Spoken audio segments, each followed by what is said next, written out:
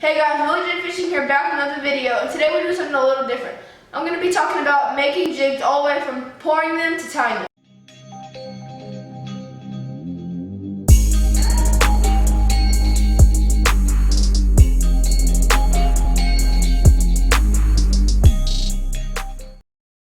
So before we get started, we need to go over a few things. So when this is all burning up, all the chemicals and stuff will actually come up and they can do damage to you. So I have to open the door and I'll put a fan in the pathway and I'll turn that on. Now what I like to do is I have a few safety things I need to get on. So I have my gloves on to protect from the hot lead. My gloves on. And then I've got my glasses. Now that I have everything done, I'm going to move over to my pot and I'm going to turn this on all the way to high. And I'm going to leave it on for about 25 to 30 minutes depending on how much lead you have. And once I get that done, I'm going to turn it back to around 8 so it stays melted. Now that all my lead is melted, I'm then going to pour 4 to 5 dry rounds of this lead in it with no hook in it, just so your mold can get heated up so that your lead will go all the way down into the hook. Now that I've done about 4 to 5 dry rounds, I'm going to insert my hook into my mold, and I'm choosing a 3/4 ounce jig, so I'm going to put a 4-aught hook into it, and it should tell you what you need on your mold. I'm just going to put this in the indentions, and I'm going to shut the top on there. I'm then going to put my mold under the faucet, and I'm going to make sure everything's straight. I'm going to pour that in. And make sure it's all straight so it gets to the bottom. Give that a few seconds to harden. I'm going to open that up. And there I have my actual jig head. And I'm going to move on as to take this end cap off. So I'm going to put a pair of needle nose pliers one end, other pair of pliers on the other end. And I'm going to break this off. Like so. Now that I have my actual jig poured, I'm going to move on to painting it, and I'm going to move on to tying it. I now have my actual pot turned off, and I'm going to move on to painting it. Here I have this powder paint. This is just a paint where you heat it up and it will melt, and you just dip it in. So I'm going to turn this over a few times just to lighten it up. I'm going to get my lighter and my pliers. I'm going to grab my pliers onto my hook, and I'm going to heat this jig head up so that the paint will stick to it. So I do this for about 30 seconds. So I've been heating this up for about 25 seconds, so I'm going to give it just a little bit longer. I think it's about hot. So I'm going to grab my hook, it shouldn't be hot, I'm going to dip this in to my powder paint. I'm going to knock that off a few times and you should see your first coat sticking to it. And I'm going to repeat this process 2 more times until I have a thick coat. So I've already got my second coat on it. Looks nice and glossy. I'm just going to put my last coat on real fast, and this paint should be completed. So knock it off. It's my last coat.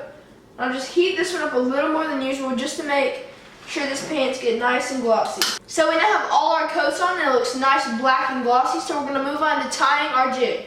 To tie the skirt of my jig, I'm going to start off with a piece of wire about 4 to 5 inches, and I have 3 tabs of skirts.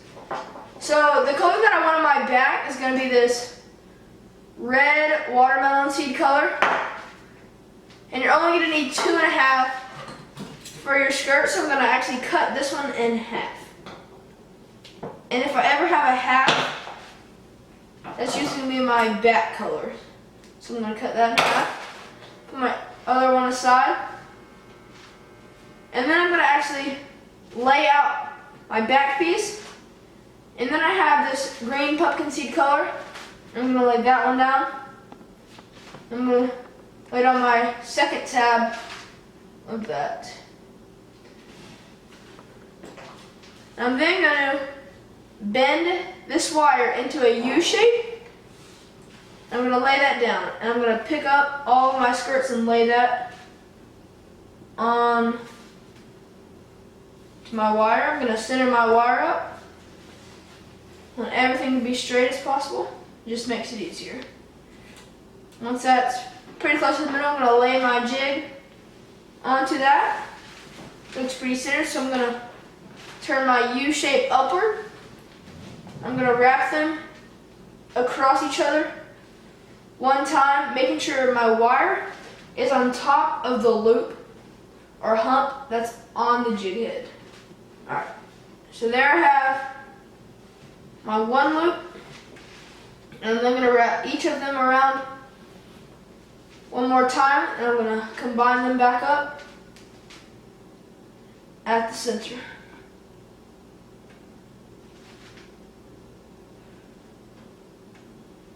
Okay, now that I have both of them back up at the top, I'm going to twist this piece, these two pieces together 2 to 3 times. And I'm going to cinch that down as tight as I can. At this point, this is what it should look like. So now I'm going to trim off pieces of wire.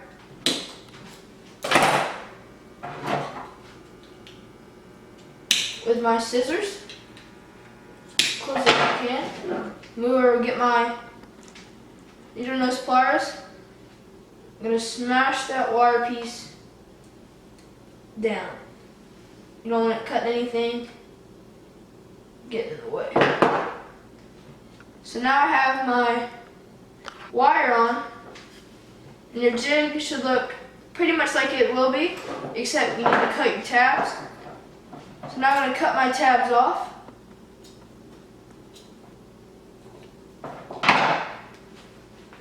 So I wanted my watermelon seed on the back, so I'm going to twist that to make sure that's on the back. And I'm going to bring all my green pumpkin seed colors up around to the front. Make sure everything's nice and even. Got my watermelon seed on the back, green pumpkin on the front. So there you have your final football head jig. Thanks for watching, and I hope you learned something about making your own jigs. And make sure to like, subscribe, comment, check out our Instagram and Facebook at reallegit_fishing. And I'll see you guys next time.